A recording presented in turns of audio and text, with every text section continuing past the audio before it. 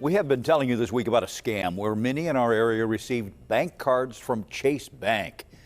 Problem was, they didn't ask for those cards. Police have issued warnings asking those affected to report it. And not a day has gone by since Tuesday that we haven't gotten a call or an email about it. Good evening to you, and thanks for joining us. I'm Paul Martino. Local police are now working with federal investigators, and for some local families, it's not just a one-and-done event.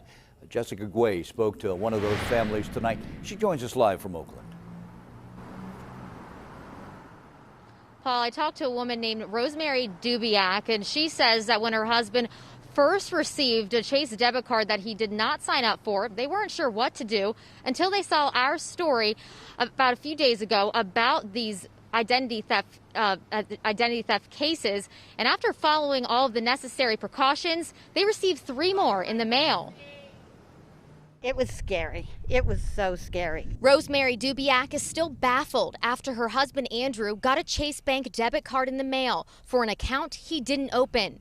The Pleasant Hills couple spent hours freezing his credit, calling Chase and police, but then I was just really almost physically sick when we got 3 more.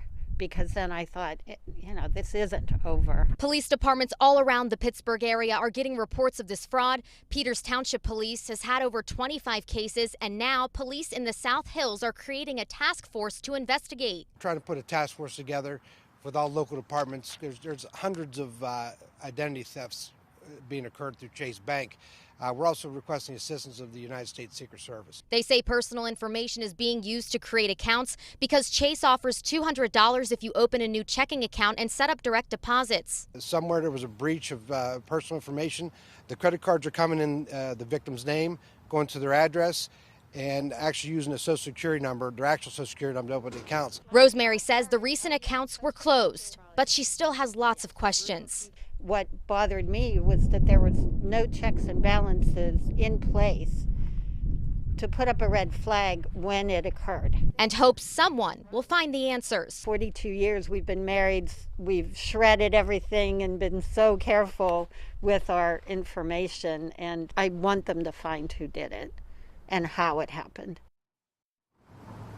If this happens to you, contact your local police department, make a report, and get the incident number. Then you need to call Chase Bank and make sure that they close the account. It's also a good idea to reach out to all 3 credit bureaus and put a watch over your credit history and report it as identity theft to the Federal Trade Commission.